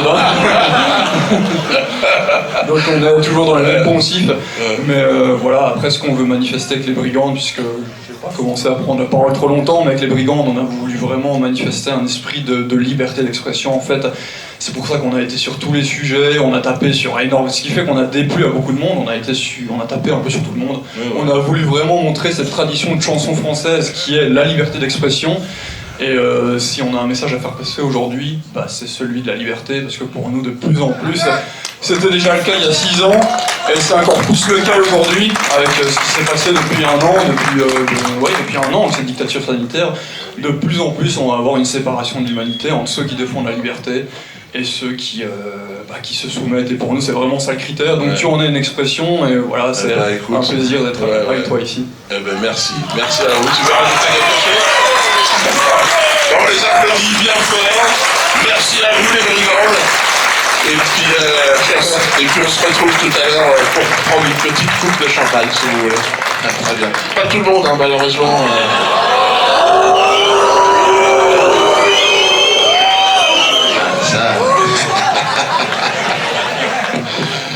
C'est vrai que ça faisait un petit bout de temps qu'on en parlait Et là, je suis vraiment content qu'il soit venu. Avec les protocoles, on risque la camisole. Mein Kampf, c'est tendance, ça vaut une remontrance. Si Dalida lisait du Julius Evola, pourquoi pas moi? Le monde a basculé dans une crise sans précédent. Que faut-il en penser? Comment cela va-t-il évoluer? Que faire? Comment est-ce qu'on interprète cette séquence? Déjà comme un super test planétaire de contrôle de masse comme il n'y a jamais eu dans l'histoire. Donc on a vu qu'on pouvait forcer tout le monde à rester chez lui, qu'on pouvait avoir la même propagande sur la Terre entière, indépendamment des différences politiques entre les nations. Partout, c'était la propagande de la pandémie, avec ou confinement, ou vaccin, ou machin, mais peu importe, c'était la propagande de la pandémie. Donc c'était un super test de manipulation de masse qui, à mon avis, la dictature sanitaire, c'est pas une finalité en soi, c'est une phase de test qui pourra servir après même à d'autres phases de contrôle qui seront peut-être bien pires que ce qu'on connaît aujourd'hui. À chaque fois, on remet une crise après l'autre, et puis tout ça, en fait, c'est pour amener justement cet état totalitaire mondial qui est inéluctable. C'est un rouleau compresseur, mais qui avance, mais d'une force. Et l'humanité sera emportée. On constate que les gens à l'extérieur souffrent, on constate que c'est quelque chose de terrible, on constate que les relations entre les personnes ont changé, et parfois quand on se retrouve à croiser du monde à l'extérieur, on est très surpris par le fait qu'il y a des nouveaux codes sociaux, que les gens ne se serrent plus la main, s'embrassent plus, enfin toutes ces choses qui... ça paraît dingue quand on n'y va pas tout le temps, enfin qu'on n'y est pas confronté quotidiennement. C'est vrai que c'est d'autant plus choquant de voir que les mœurs ont évolué tellement vite. Et donc nous, nos axes de recherche, c'est vrai qu'on a pas mal utilisé cet aspect prophétique pour chercher à comprendre qu'est-ce qui allait se passer dans le futur, comment l'ordre mondial allait devenir de plus en plus coercitif, mais pas forcément sur la forme. Disons qu'on ne s'est pas dit il va y avoir une crise sanitaire, ils vont inventer un faux virus, tout ça, non, pas du tout. Donc on n'a pas été vraiment surpris le jour où c'est arrivé sur le fond, puisqu'on sait qu'ils vont avancer par étapes. Ils ont des paliers, ils ont un agenda. Donc quand le Covid est arrivé, on s'est dit, voilà, ça y est, ils ont mis un coup de starter, ils sont en train de passer à une étape supérieure, ils confinent les gens partout. On est toujours saisis parce qu'on pense aux gens, bien sûr, enfermés chez eux, en ville, et on se dit que c'est terrible. Et quand le Covid est arrivé et tout, en fait, on l'a pas vraiment vu arriver parce qu'on était déjà un peu loin, si vous voulez. On était déjà dans une forme d'ermitage un petit peu, quoi. Et donc, du coup, on a regardé ça un peu de loin, quoi. En fait, on était beaucoup moins impactés, effectivement, que les gens qui vivaient une vie complètement normale, intégrée, et qui allaient travailler de façon, on va dire, plus conventionnelle, quoi. Nous, ce qu'on défend, c'est la liberté d'expression ou des choses comme ça, la liberté de penser. Et là, les gens ne pouvaient plus. Et en effet, de se dire que l'autre est un danger, c'est terrifiant en fait, parce qu'on ne peut plus faire confiance à personne. Mais si on ne peut plus faire confiance à personne, on ne fait plus rien en fait. Donc c'est triste. C'est une situation extrêmement triste qui va dans un sens, et c'est là où on craint beaucoup, de persécution. De persécution des gens qui pensent différemment. Et ça s'est rarement vu. Sur une ampleur mondiale, ça s'est même jamais vu, je pense. L'histoire de l'humanité, l'histoire de la technologie, par exemple, ça va de pair avec une recherche du pouvoir, de l'autorité, qui veut le pouvoir le plus grand, et le contrôle le plus grand. Un gouvernement, quel qu'il soit, veut contrôler, n'est-ce pas? Tant qu'il contrôle seulement les aspects matériels de la vie, mais c'est son boulot, il administre. Mais quand il veut contrôler en plus les croyances des gens, l'âme des gens, et là, ça devient dangereux. Et puis, de là, on en est venu à inventer des moyens techniques qui font qu'on sait parfaitement ce qu'on pense, qu'on est repérable partout, toujours, tout le temps. Donc, il n'y a aucune possibilité, en fait, de s'évader. Le système est obligé d'aller au bout de sa logique. Il peut plus. C'est comme un train qui démarre, il choisit le rail qu'il va prendre, et puis après c'est trop tard, il est dessus, il doit aller au bout. Par la force des choses, les gens vont se reconnaître. Par exemple, actuellement, on voit les personnes qui n'ont pas le pass sanitaire pour aller au restaurant, naturellement, sont sur une certaine ligne. Alors que tous ceux qui ont accepté le pass sanitaire sont sur une autre ligne. Il y a une démarcation qui se fait, qui est encore une démarcation symbolique, mais qui deviendra, à mon avis, de plus en plus forte, Et il y aura une séparation entre deux groupes de personnes qui ne se reconnaissent plus. Certains veulent la terre, la matière, l'existence conditionnée, et d'autres désirent la libération, retourner, comme on dirait, au royaume des cieux. Ce qui serait une hérésie pour ceux qui sont pris dans le monde matériel. C'est totalement absurde pour eux, puisque ça n'existe pas. Voyez ? La supériorité du petit nombre, c'est qu'elle comprend le grand nombre. Elle sait ce que le grand nombre veut. Mais le grand nombre ne peut pas comprendre ce que veut le petit nombre. C'est assez normal, c'est qualitatif. Surtout que les autorités assènent le message, comme on voit les Américains et les Chinois, la matière, la matière, la matière, la matière. Le socialisme, peu importe comment, mais la matière.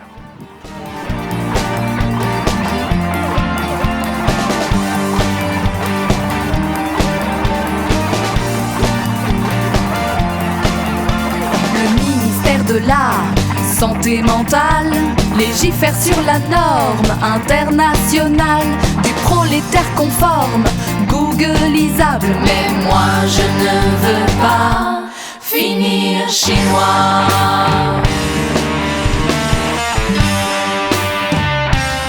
Pour moi, la crise, elle est bien antérieure à 2020. En fait, bon, 2020, c'est sûr qu'il y a un événement qui marque, c'est sûr que le confinement, etc. Les gens pensent que c'est un changement de paradigme. Je ne sais pas si c'est un changement de paradigme, c'est une étape dans une forme de robotisation, dans une forme de logique du système. Le système va de toute façon toujours rechercher toujours plus la sécurité, le contrôle, parce que toute cette technologie une énorme partie de la technologie qui est développée, elle est faite pour contrôler, pour compter, pour numériser, justement, parce que c'est le terme qu'ils emploient eux-mêmes. Ce qui nous a surpris, c'est l'ampleur, le pouvoir que certaines personnes, qu'un très petit nombre de personnes a sur le monde entier. On voit que c'est plutôt volontaire, puisque aussitôt se met en place dans tous les pays du monde comme un signal, allez maintenant, on boucle tout le monde et on va imposer une tyrannie vaccinale et sanitaire, qui n'est à mon avis que le premier essai pour aller vers un contrôle total, n'est-ce pas, des individus. C'est très pénible de voir l'humanité souffrir. On est l'humanité. Et si on est sensible, on ressent cette détresse, que peut-être l'homme ordinaire ne ressent pas, lui, parce qu'il est trop tourné sur lui-même et sa propre survie. Mais quand on s'ouvre à la destinée de l'humanité, à sa fonction, à sa mission, on est attristé quand même de voir qu'elle est en train de régresser. Après cette période justement de crise sanitaire, de confinement, si on peut parler clairement du confinement, c'était... alors, je ne sais pas si je peux dire que je l'ai vécu comme ça, mais on a ressenti une souffrance énorme en fait. Et ça ne s'améliore pas en fait, quelque part. On peut dire que quand on est un peu préoccupé par ce qui se passe et par même l'avenir de l'humanité, enfin c'est très prétentieux de dire ça, hein, mais je veux dire, on peut se poser quand même des questions avec ce qui se passe en ce moment de... qu'est-ce qui se passe sur cette terre et qu'est-ce qui va advenir des êtres humains. Moi, ça fait mal au cœur. Enfin, il y a une souffrance énorme, moi, je trouve, de se dire que les gens sont isolés. Après, bon, on peut pas... Je sais pas comment dire, mais... On peut pas se dire peut-être qu'on va sauver tout le monde, mais on a cette préoccupation... Enfin, personnellement, je ressens cette préoccupation-là de me dire que les gens souffrent chez eux individuellement. Après, certains l'ont peut-être voulu hein, et se retrouvent dans leur réalité, mais... Pour moi, c'est terrible de me dire qu'on passe la vie devant un écran, qu'on ne peut pas sortir comme on veut. Après, moi, je m'en fous d'aller au cinéma ou d'aller au resto. Ça n'a jamais été mon mode de vie, en fait. Donc, c'est pas un manque. Mais pour les gens qui ont été habitués à ça et qui sont complètement conformes là-dedans, il y a quelque chose... Enfin, il y a un vide, j'ai l'impression. Et ça fait souffrir, en fait. Et du coup, comment j'ai vécu ça je me suis estimée très, très, très chanceuse. Très chanceuse, parce que finalement... Rien que le cadre de vie ici à la montagne, isolé et pas en ville, nous a donné une liberté que je pense que les gens n'avaient pas. Et le fait d'être ensemble, on n'était pas seuls. Donc on n'était pas seuls dans un appartement en ville, on était ensemble à la campagne. Et ça, je crois qu'on n'aurait pas pu avoir mieux vraiment. J'ai l'impression que ça n'a pas tellement ébranlé notre façon de vivre en fait, puisque déjà... Ouais, déjà, on a un mode de vie qui, je sais pas si on peut dire qu'il s'est simplifié, mais on a peu de besoins individuels, en fait, puisque les choses sont portées par l'ensemble. Bah, c'est vrai qu'on n'a pas vraiment ressenti le fait de se dire on peut pas faire les courses, on peut pas sortir, enfin, parce qu'on baigne dans un champ d'énergie qui est commun, donc on est porté par l'ensemble. Donc on pallie déjà à nos besoins et à toutes ces choses de la vie ensemble. Donc déjà, ça donne une force particulière. C'est pas comme si on commençait juste à l'expérimenter à ce moment-là. Ça fait 15 ans en plus que ça existe, donc il y a quelque chose qui tourne, même si on est toujours en train de changer de forme et qu'on expérimente des choses, bien sûr. Mais donc à ce niveau-là, j'ai pas l'impression qu'on ait vraiment ressenti ce que beaucoup de monde ont pu ressentir à ce niveau-là. Si on désire un monde meilleur, il faut s'attendre à des malheurs. Une aggravation de la laideur de nos vies. Vous êtes exactement dans la situation où un bonhomme, des bonhommes à Rome, en l'an 100 ou je ne sais plus combien, disent « Maintenant, on va instaurer une religion unique pour tout le monde dans toute l'Europe. » Et ils l'ont fait, d'accord ? C'était impensable, incroyable, ils l'ont fait, par la force, n'est-ce pas ? Eh bien, ça sera fait aussi, là, par la force, par la violence. Ceux qui seront récalcitrants seront éliminés. Mais on est dans un nouveau système, on peut dire, de conditionnement para-religieux, scientifico-religieux, où il faut que la science devienne vraiment la voie de Dieu. Moi, je vois pas un déroulement favorable. Je vois une persécution qui ira de plus en plus forte. Et ils feront toujours la même technique, ils vont contraindre, relâcher un peu la pression, mais on voit, ils l'ont déjà fait. Et maintenant, le pass sanitaire, le masque, c'est presque ancré dans les mœurs. Tu vois ? Donc ils vont relâcher la pression, et après ils vont recontraindre de nouveau, pour autre chose, et ainsi de suite. Et peut-être même qu'il y a un moment, ils vont créer autre chose, et on oubliera complètement le pass sanitaire, il sera passé de toute manière, ce sera ok, c'est normal de montrer que notre carnet de santé ou n'importe quoi, ce qui est censé être confidentiel en fait, c'est normal. Ça sera normal pour faire n'importe quoi. Donc les gens acceptent petit à petit. C'est un peu l'histoire de la grenouille dans l'eau chaude, tu sais. Il n'est pas indiqué dans notre culture de moyens de s'en sortir, puisque toute notre culture, elle est faite pour se maintenir, pour maintenir dans l'état d'aliénation l'humanité. Toute la culture, toutes les religions sont là pour blinder et maintenir ou créer des voies illusoires de salut où personne ne se sauve d'ailleurs. Et puis au bout d'un moment, ces religions-là, on les saborde et on en change. Actuellement, les jésuites sont en train de transférer l'Église catholique dans une autre type de religion qui s'appellera même plus chrétienne, qui s'appellera techno-christique peut-être même, parce qu'il faut toujours garder les grands symboles et les grandes références sacrées. Hein. Ou pour le pape, un vaccin devient divin, c'est de l'amour. Donc si tout est divin, il n'y a plus rien à espérer en fait de mieux. C'est vrai qu'il n'y a pas de chocolat à la fin, il n'y a pas forcément de réduction ou de quoi que ce soit, mais bon, si vous voulez retrouver un peu de liberté, c'est peut-être un des rares moyens aujourd'hui qu'il y a pour le faire. Donc allez-y, ça fait pas mal. Madame, ça va? Ça vous a pas fait trop mal? Oh, pas du tout. Au contraire. Parce qu'on rêve tous de se retrouver, vaccinons-nous. Est-ce qu'il est vraiment efficace ce vaccin? On peut débattre de tout, sauf des chiffres.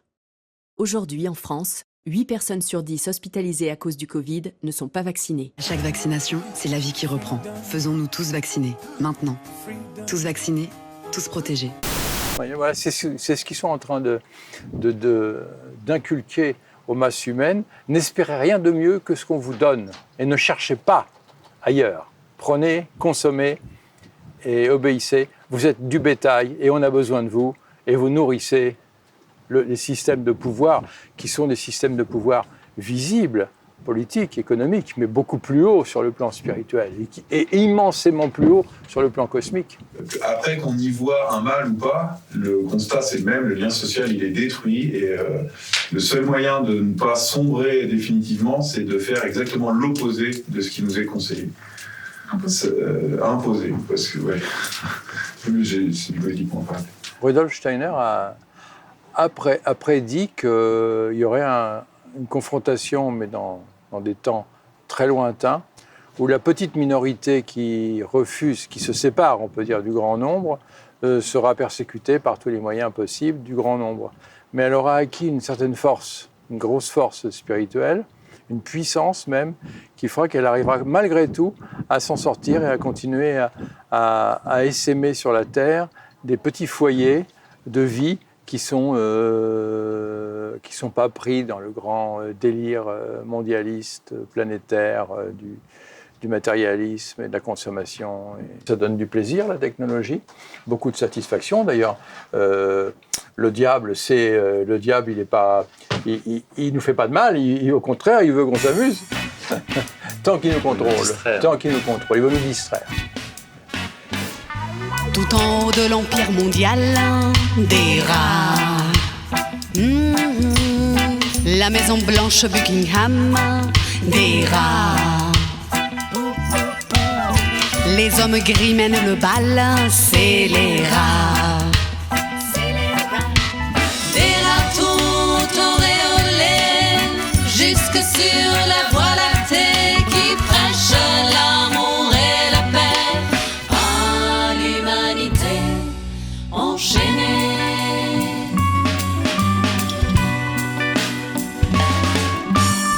Pentagone, Silicon Valley, des rats. L'horrible béton, la civilisation. Regardez l'avenir, tout ça va mal finir. Quand l'empire sera à son apogée, c'est cyclique, il va s'écrouler comme la dernière fois. Avec du pétrole, on achète l'Occident. Avec de l'alcool, le peuple russe est patient. La technologie, c'est la ruine de l'esprit. L'effondrement du système, mon espérance suprême de tout cœur. Avec Una Bomber.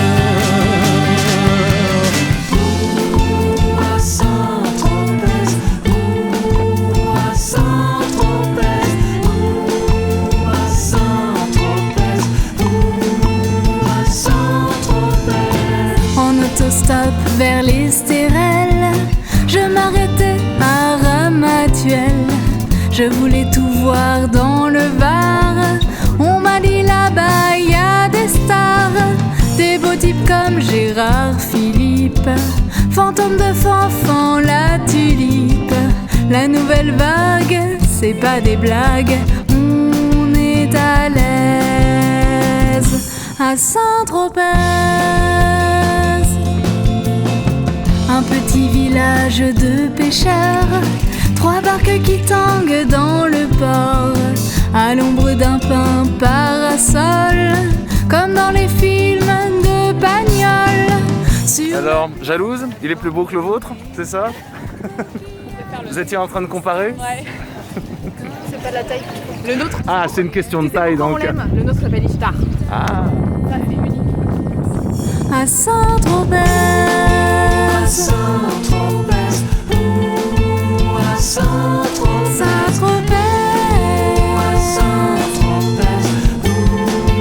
À Saint-Tropez. Une dame arrive avec son chien. Venez camper sur mon terrain. Vous serez à l'abri des vagues quand ça souffle sur la madrague. On a partagé quelques frites. Je crois qu'elle s'appelait Brigitte. Son chien dansait la javanaise. On est à l'aise Qu'est-ce qu'on va faire? On va encore continuer à faire ce clip merveilleux dans sa trapèze, dans ce cadre merveilleux. Et voilà quoi, on va faire Serge Gainsbourg quoi. Serge Gainsbourg. Rien de moins. Rien de moins. Ça arrive, on verra pas le chien. Bah après, pas trop ce qu'il aurait pensé des brigands, Serge Gainsbourg, ça aurait été rigolo. Je pense qu'il aurait bien aimé. Je pense qu'il aurait bien aimé. Bah oui. Bien provoque. Son esprit légionnaire. Son esprit provoque légionnaire. Un guerrier blessé, s'il n'a plus qu'un seul pied, d'une main il tient encore son épée. Aveuglé par la cendre, pourquoi se rendre? On respire quand même avec peu d'oxygène. La mort n'est utile à personne. La mort n'est utile à personne. Chaque instant rend la vie un peu plus courte. Faut-il attendre pour prendre la route? Tu ne crains pas le feu. Il est très très difficile de s'en sortir et qu'il est mieux, en tout cas, de s'assembler à plusieurs pour essayer d'ouvrir un peu un espace, voyez, parce que l'individu isolé est pas seulement victime du système et du conditionnement, il est victime de son propre, sa propre capacité de s'illusionner sur lui-même en permanence, voyez. Et s'il n'est pas dans un groupe, on peut dire, initiatique où on lui renvoie une image de lui-même dans les relations, il est dans le monde ordinaire, on lui dit je t'aime bien ou je t'aime pas, mais on ne peut pas l'aider à se découvrir lui-même, parce que chacun est dans la même situation. La jeunesse, normalement, elle a cette caractéristique qu'elle devrait avoir un sentiment de révolte. Quand on est jeune, on a une envie de révolte, on a envie de tout bousculer. Et le système est là pour nous proposer des voies de garage pour cette révolte, voire des voies de destruction. Prendre des substances abrutissantes qui t'explosent le cerveau, qui explosent ta sensibilité, qui font que tu n'arrives plus à penser au bout de quelques années et c'est fini. Pour en revenir en arrière, bonne chance, il va falloir que tu purges pendant des décennies. Voilà les voies d'autodestruction qu'on propose à la jeunesse, ou bien pour ceux qui ne tombent pas là-dedans, on leur propose des voies de pseudo-révolte, donner de l'argent pour les gens qui meurent de faim au Bangladesh, mais à côté de ça, plutôt que t'occuper de ce qui se passe à des milliers de kilomètres et qui est complètement en dehors de ta réalité, tu devrais déjà t'occuper de ce qui passe autour de ta propre réalité, qui est complètement détruite, asséchée par le matérialisme, envahi par une culture abrutissante, puisqu'on veut rendre les jeunes débiles, on veut les détruire par des films de merde, de la musique de merde. Ils peuvent pas vraiment s'imaginer, ils peuvent avoir du mal à s'imaginer comment c'était avant qu'il y ait des écrans partout, avant que tout le monde ait un smartphone, avant que pour identifier une plante, on prend son téléphone et puis on regarde, c'est telle plante ou telle musique, avant que cette espèce de petit cerveau de poche prenne un peu le pas sur notre propre intelligence. Disons qu'on voit que ça a étriqué, ça a réduit la liberté, ça a réduit la pensée, ça a réduit quelque part notre humanité intérieure. Et les réseaux sociaux particulièrement sont quelque chose de très néfaste à mon sens, parce qu'évidemment tout le monde va dire oui ça enferme, etc. Mais en même temps ça ouvre, ça permet de communiquer, mais on sait bien que c'est un leurre. Et où est-ce que ça va amener? Quelle va être la continuité des réseaux sociaux? On voit en Chine comment ça se passe avec le crédit social, etc. On voit que c'est la suite logique. Le jeune qui a un sentiment de révolte apparent en lui, il est pris, le système lui offre ou des voies de militantisme à 2 balles, ou des voies de destruction, et partout il est pris. Et j'en reviens à ce que je disais, pour le jeune il faut de l'imagination, je pense, et du courage de penser des choses qui n'ont rien à voir avec ce que le système lui propose. C'est là que je voulais en venir, et c'est difficile quand on est jeune et qu'on ne compte que sur des jeunes. Il faut voir ce que d'autres plus âgés aussi ont construit en dehors du système, parce qu'il faut des références, il y a une chaîne à avoir, et il faut se dire, tiens, qu'est-ce qu'en dehors du système, d'autres personnes ont pu essayer de construire. Imagination et courage, pour moi, c'est vraiment ces deux choses-là. S'il a une flamme vraiment spirituelle dans son cœur, qu'il pense vraiment, et moi c'est ce qui m'a animé, c'est que s'il lâche tout ce qu'il a autour de lui, tout lui sera donné de surcroît, au final. Parce que, à partir du moment où il œuvre pour quelque chose qu'il dépasse, il est pris en main. Et la communauté, pour moi, en est l'exemple. J'ai tout lâché, toutes les futilités qui, en fait, n'ont aucun sens, je les ai lâchées. Et au final, la communauté de vie m'a été offerte. Et ça, c'est pour chacun d'entre nous. Si on guette encore le sauveur, le grand soir, ou pire encore, le nouvel âge des séducteurs, on sera servi. Après un temps de ferveur, le Messie mystificateur nous plongera dans le film d'horreur de sa folie. Il faut qu'ils entreprennent une véritable quête spirituelle pour comprendre. Tant qu'ils n'ont pas l'organe spirituel qui se développe en eux de percer à jour les apparences, les faux-semblants, les illusions, ils seront pris de toute façon dans des pièges, n'est-ce pas? Aussi révoltés sincèrement soient-ils. Je pense que c'est ça qu'il faut dire aux jeunes, c'est vous avez autre chose en vous-même. La société veut vous conformer simplement à survivre, gagner de l'argent, enfin, disons, le modèle matérialiste par excellence, c'est ça. Et on va à l'école, on ne nous apprend pas qu'il y a une âme qui vit dans notre cœur et qu'il faut l'écouter. Donc on est tous poussés à être conformes là-dedans. Mais quand on sent qu'il y a un petit décalage, c'est là qu'il faut être vigilant et il faut écouter, je pense, cette voix-là. Et j'espère qu'on peut être un modèle pour ces gens-là. Je ne sais pas, mais on essaie quelque chose en tout cas. La transformation, elle doit être volontaire, elle doit être individuelle, libre, si on doit se transformer soi-même. Et personne ne doit intervenir dans ce travail, mais il faut le vouloir, il faut désirer changer.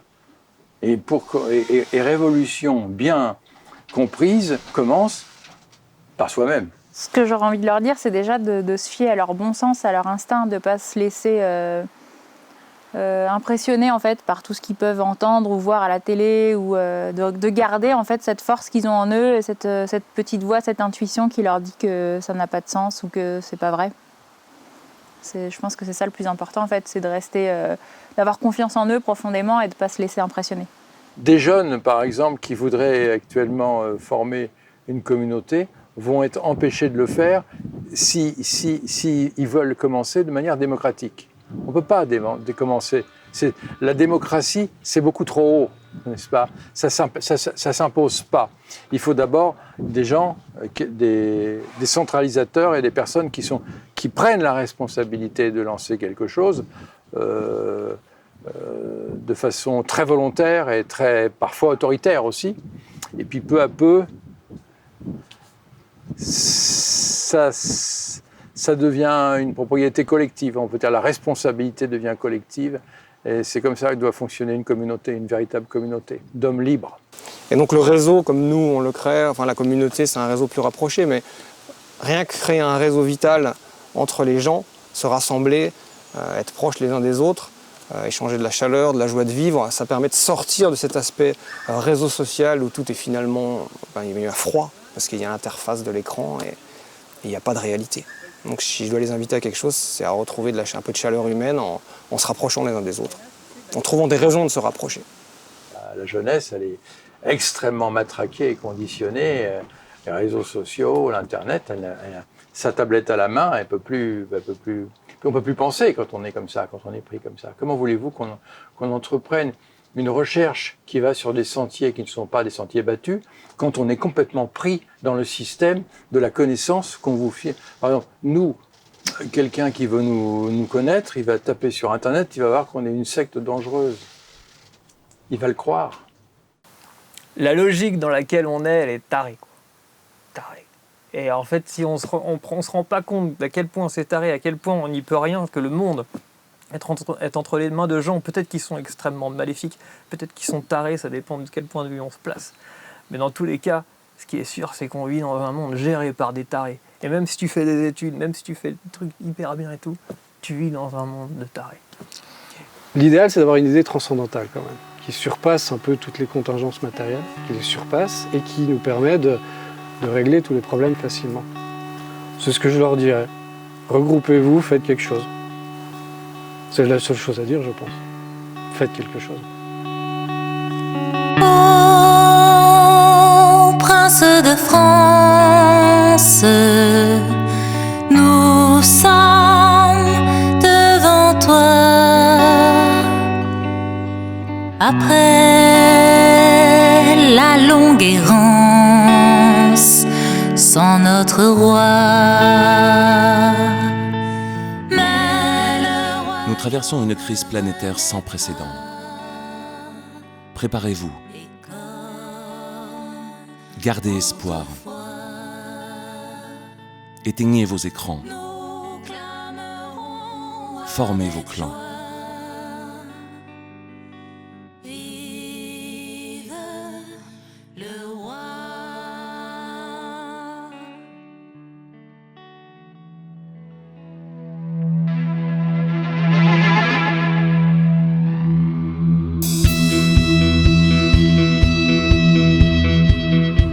Vivre parmi vous, oh vivre parmi vous, j'en ressens tant de honte. Oh vivre comme vous, oh vivre comme vous.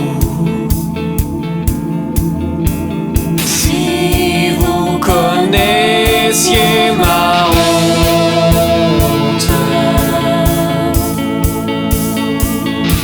comme vous voulez ma mort, vous la voulez ma mort. Exercer la terreur, ce n'est rien que mon corps, torturez-le encore et j'en prendrai un autre.